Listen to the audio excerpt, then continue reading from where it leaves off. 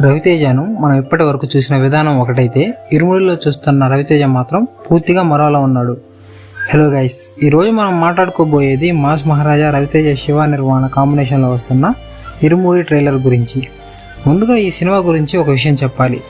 Title first look చూసినప్పుడు ఇది పూర్తిగా అయ్యప్ప స్వామి భక్తి నేపథ్యంలో తెరకెక్కుతున్న సినిమా అనిపించింది. కానీ ట్రైలర్ చూస్తే అసలు కథ భక్తి ఒకటే కాదని అర్థమవుతుంది.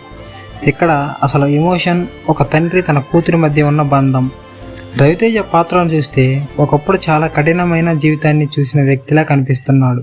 కానీ తన కూతురి విషయంలో మాత్రం చాలా ఎమోషనల్గా ఉండే తండ్రి క్యారెక్టర్ని డిజైన్ చేసినట్టు అనిపిస్తుంది. ఒక అయ్యప్ప దీక్ష, ఇరుముడి ఇవన్నీ కేవలం భక్తి ఎలిమెంట్స్ మాత్రమే కాకుండా కథలో వచ్చే ఒక పెద్ద ఎమోషనల్ జర్నీకి సింబాలిక్గా ఉండే అవకాశం కనిపిస్తుంది. దర్శకుడు శివ నిర్వాణ ఈ సినిమాలో భక్తి కంటే తండ్రి కూతుళ్ళ బంధమే ప్రధాన భావోద్వేగం అని చెప్పడం ఆసక్తికరంగా ఉంది. రవితేజ లుక్ గురించి మాట్లాడుకుంటే ఇది మనం రెగ్యులర్గా చూసే మాస్ రవితేజ కాదు, చాలా సింపుల్గా కంట్రోల్డ్ పెర్ఫార్మెన్స్తో కనిపిస్తున్నాడు. ముఖ్యంగా ఎమోషనల్ సీన్స్లో ఆయన ఎక్స్ప్రెషన్స్ సినిమాపై క్యూరియాసిటీ పెంచుతున్నాయి.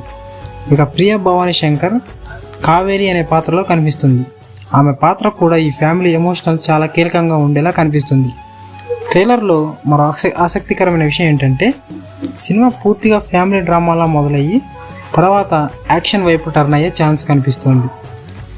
అంటే ఫస్ట్ హాఫ్ మనకు ఒక ఫ్యామిలీ ఎమోషన్ని ఎస్టాబ్లిష్ చేసి, సెకండ్ హాఫ్లో ఆ కుటుంబానికి ఎదురయ్యే సమస్య, దాని నుంచి రవితేజ బయటపడే జర్నీ చూపించే అవకాశం ఉంది. ఇక జీవి ప్రకాష్ కుమార్ మ్యూజిక్ కూడా ఈ సినిమాకు చాలా ప్లస్ అయ్యేలా అనిపిస్తుంది.